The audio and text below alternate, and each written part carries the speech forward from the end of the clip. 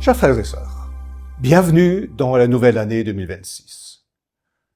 Je vous souhaite de tout cœur de vérifier cette année encore, et peut-être encore plus intensément, la proximité et l'aide de Dieu, personnellement, au sein de votre famille et de votre communauté. Cette année commence pour beaucoup, je le sais, dans une certaine angoisse.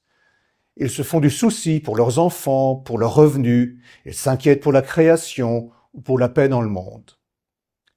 Dans cette situation, je voudrais nous rappeler les paroles de Jésus. Ne crains pas, crois seulement.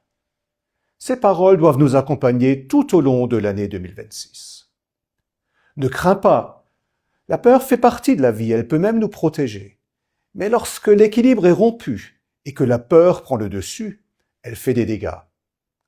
La peur divise les gens, elle suscite la méfiance et l'agressivité.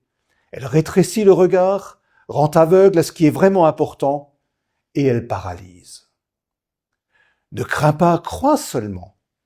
Cela ne veut pas dire que nous devons ignorer nos peurs, mais cela signifie ne te focalise pas sur ce qui te fait peur, tourne ton regard vers Jésus. Fais-lui confiance. Il est beaucoup plus grand que tu ne peux l'imaginer. Concentrons-nous sur la puissance de la foi. Une foi vivante nous aide à rester fermes dans l'amour pour Dieu et pour le prochain, même dans les moments difficiles. Notre foi personnelle a été façonnée par nos expériences, nos modèles et la tradition de l'Église.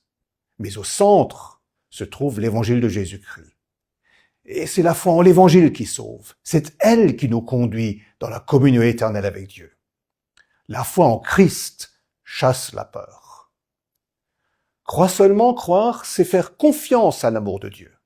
C'est être convaincu qu'il est lui-même à l'œuvre pour nous délivrer définitivement. Celui qui expérimente cet amour ne peut faire autrement que d'aimer en retour. La première épître de Jean le résume ainsi : la crainte n'est pas dans l'amour, mais l'amour parfait bannit la crainte. Nous croyons en Jésus-Christ et le suivons en restant constants dans notre amour pour Dieu et pour notre prochain, malgré tout ce qui se passe dans ce monde.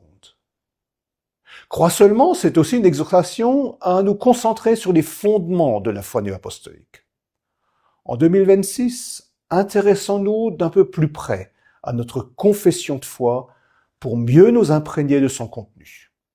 Une foi forte nous aidera à surmonter nos peurs et à faire face aux défis de l'avenir avec calme et sérénité. Chers frères et sœurs, je vous souhaite à tous une année 2026 pleine de foi et de force dans la foi. Ne crains pas, crois seulement.